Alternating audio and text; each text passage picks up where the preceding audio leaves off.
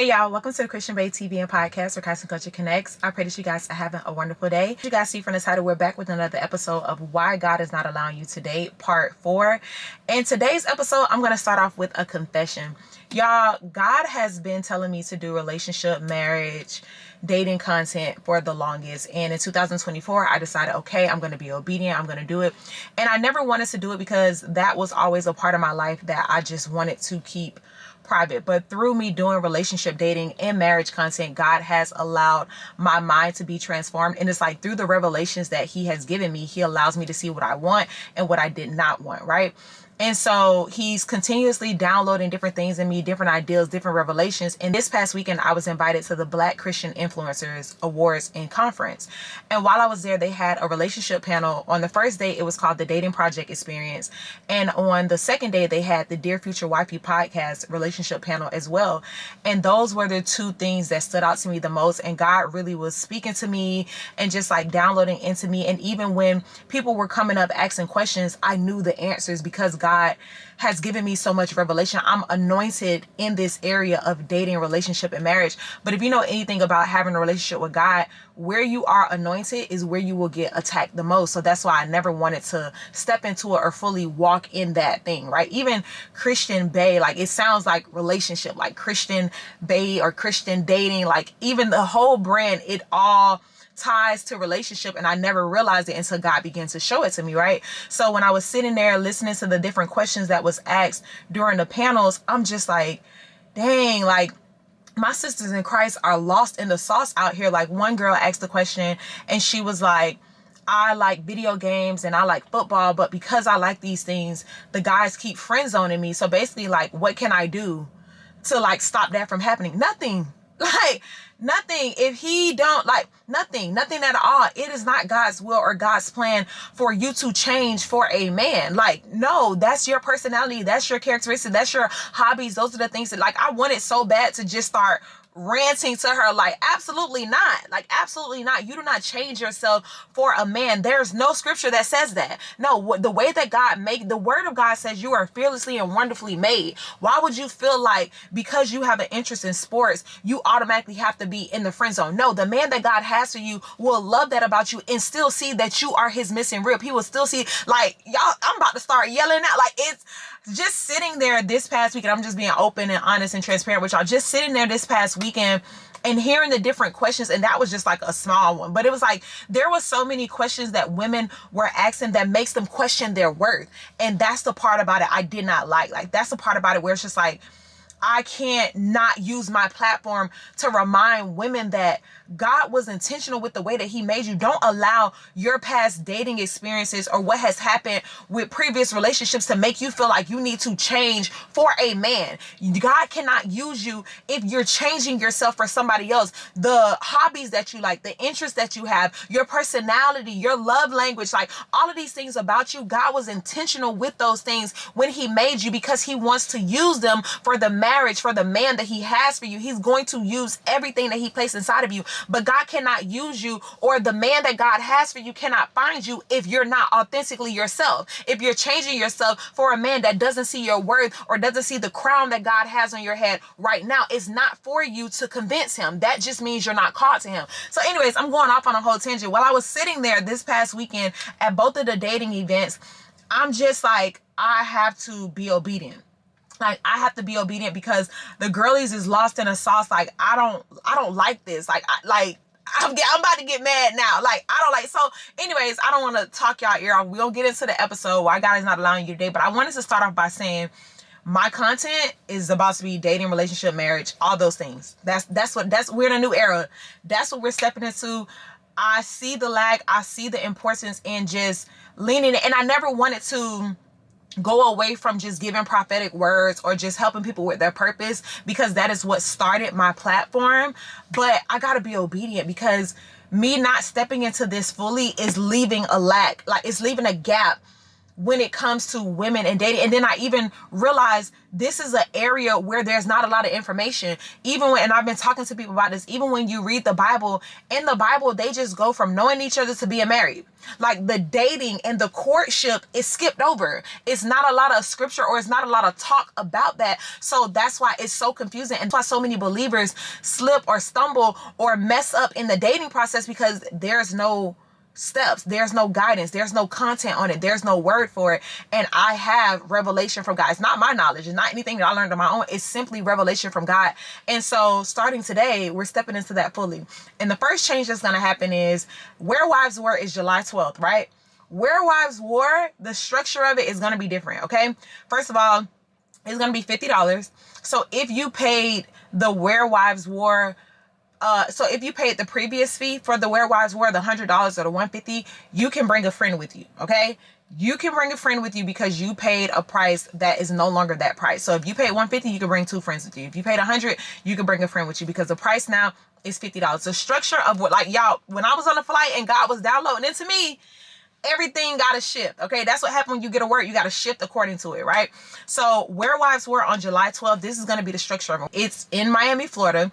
It's going to start off with a word. We're starting everything with a word. We will have an interactive workshop. Y'all know I like giving y'all different activities and different workshops where y'all can move around, dive into the word, sisterhood, connect, all of those things. So that's going to be the second session. The third session is going to be a panel. We're going to have a relationship panel, and it's going to be single women, divorced women, married women. Like, it's going to be a panel. I need you guys to leave in the comments of this video right here questions and things that you want us to discuss during this panel. And I'm going to get somebody to record the panel so that I could post it here on YouTube as well. Actually, I'm going to post it on the Where Wives Were YouTube, okay? But there's going to be a panel. That's going to be the structure for Where Wives Were. First, we're starting with the word. Second, we're going to have an interactive workshop where you guys can move around, connect with your sisters in Christ. It's going to be very fun. Y'all know I love doing fun stuff. But the third thing is going to be a panel, because when it comes to being a wife that wars for marriage, before you become a wife, you have to go through the dating experience. And sometimes there's wives that never went through the process the way that God intends for it. So you missed out on some of those lessons. So this Where Wives Were, and this is going to be the structure moving forward. Where Wives Were is for single baes, dating baes, engaged baes, married baes. If you have an interest in love, you need to be at Where Wives Were on July 12th in Miami, Florida. The tickets are going to be $50. You come, we're going to get a word, we're going to do a workshop, we're going to do a panel. But you are coming here to get clarity, because I realize, yes, I can give you guys scripture, but there's a lot of questions that are not being answered when it comes to dating, when it comes to engagement, when it comes to courting, when it comes to, should I be going on a trip with this man and sleeping in the bed with him? Yes or no? And then the thing that I need y'all to know is that it is different for everybody, because everybody have different stumbling blocks. So this is why it needs to be a discussion, and it needs to be a space for that discussion. So it's happening July 12th in Miami, Florida. The tickets are $50. It's going to be in the description. The venue is not a venue that holds 100 people. It's going to be like probably 20 people, because it's at a bridal shop. So I don't want us hot and clustered up in there. So I'm going to put the link in the description. The price has already changed. Secure your spot now, because once it's sold out, I cannot make the venue larger than what it is. Come ready. If you can't come, put your questions in the comment section, and we're going to talk about it on the panel at Where Wives Were on July 12th. The link for the tickets is in the description. Let's get into today's episode. Why God is not allowing you to date, part 4. Now let's get into today's episode. I got my iPad. I'm not playing with y'all. I'm bringing the iPad to Where Wives Were too. I'm not playing with y'all. The girlies got to get it together. The standard is low because the girlies is setting the standard low, and no more. I will not let my sisters in Christ go out how they was going out asking them questions at that event. Absolutely not. So today's episode, why God is not allowing you to date, part 4.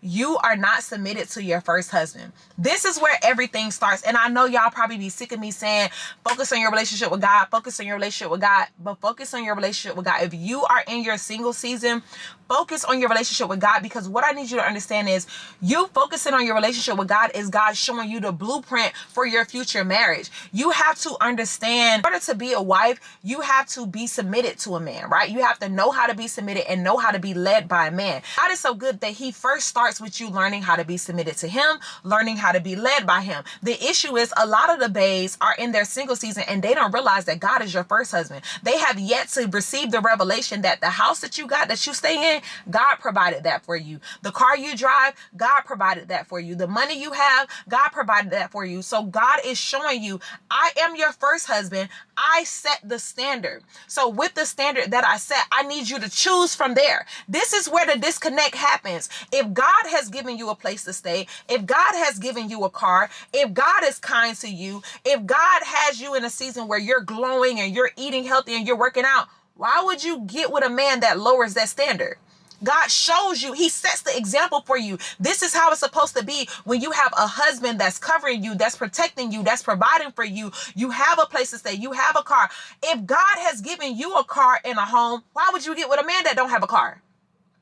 When you choose the man that you're going to submit to, he should reflect God. Like, I need y'all to see the parallel. So this is the type of lifestyle that God has given me. God has given me a Tesla. God has given me a nice home, a nice garage. God has given me the ability to go to Pilates whenever I want to, go buy Lulu whenever I want to, get my hair done whenever I want to. Why would I choose to submit to a man that lowers that level of that lowers my level of living? God has set this standard for me in a single season.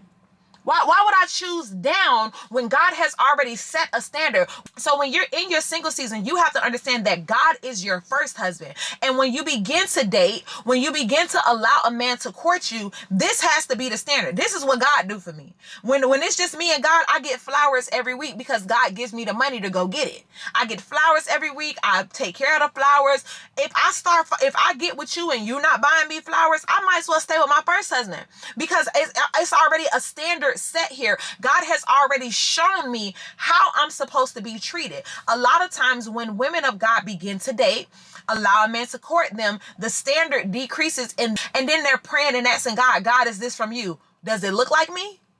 That's the answer right there. When you're trying to discern if a man is for you, this man that's courting you and pursuing you, the only question you have to answer is, does it look like God?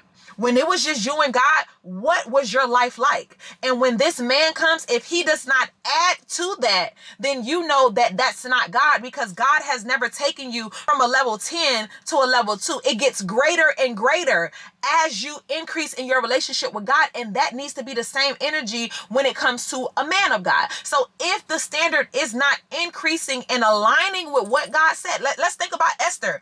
Esther's life elevated when she got with the king. Ruth, her life elevated when she got with the king. What scripture do you see a husband gets a wife and the wife lifestyle decreases? It says he who finds a wife finds a good thing and obtains favor from the Lord, which means God is going to give that man favor when he finds you, which means that favor will also be your favor, which will also lead to your life elevating as well. If stuff start falling apart, why would you be going to God asking him, Father, is this from you? We got to make it make sense. So the fourth reason why God may not be allowing you to date is because you are not submitted and aware of the fact that God is your first husband. You have to get in the mindset, I'm not going to leave this husband to get with that husband, and you're not doing half the stuff that he was doing. Why would I do that? That doesn't even make sense. You need to love me like God loves me and add to what God has already done if I'm going to allow you to pursue me and be my earthly husband. Because what happens is, a lot of times women of God get with men that don't love them like God loves them. And then when they're in these situations and they realize they're settling and it doesn't look like what the word of God say, now you want to go to God and cry to God and ask God, God, what happened? Why am I going through this? Change him, change him, change him. And God is like, my word told you to judge a man by his fruit. He ain't had fruit from the beginning. Why would you leave me as your first husband to go be with him and submit to him and follow him when he never showed you that he was following me? We have to look at the fruit from the beginning and really think from a spiritual lens of, God, this is what you've done for me. And now that this man is in my life, this is what's happening. Does it align or is it out of line? And then you have to make a decision. Don't let your feelings get in the way of your faith and what your father is showing you. Judge a man by his fruit. And if the fruit don't look like the fruit from your father, then that's your answer right there. Also, when it comes to knowing that God is your first husband, another reason why God may not be allowing you to date is because you don't submit to him.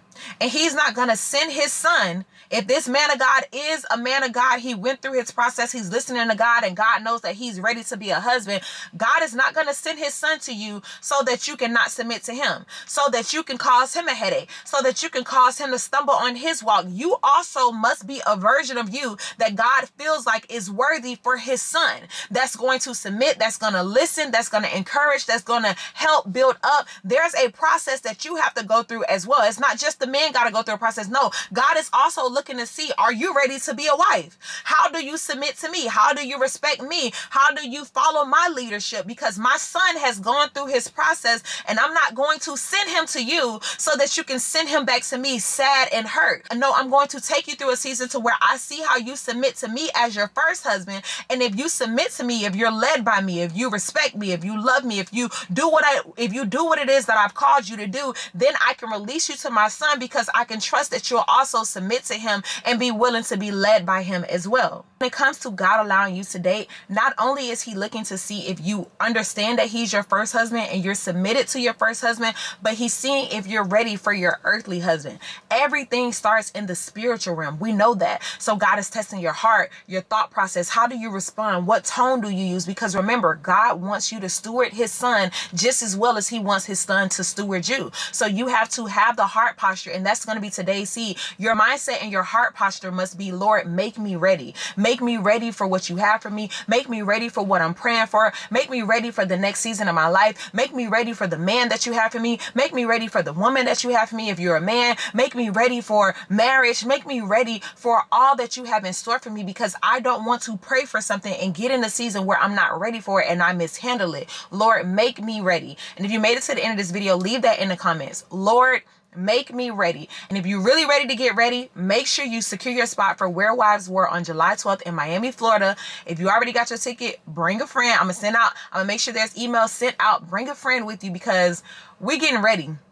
We are getting ready for all that God has in store. All the questions that need to be answered are going to be answered. We can get cute all day. We could talk about it all day. We could plan the weddings all day. But if you do not have the mindset, the heart posture, if your spirit is not right, if you don't understand the role and the purpose of a wife, why marriage is God's most important ministry, if we're not having these conversations, we don't have these spaces to really answer these questions, to thrive in dating and courtship, you're never going to make it to the aisle. So make sure you join me on July 12th. If you made it to the end of this video, leave in the comments, Lord, make me ready. The information to sow that seed will be in the description as well. And I will see you on July 12th so we can dive into courtship, dating, engagement, marriage, and all the things that come with you being made ready for the marriage that God has for you. Whether you're single or already married, this is the ministry and the event for you. Let's pray.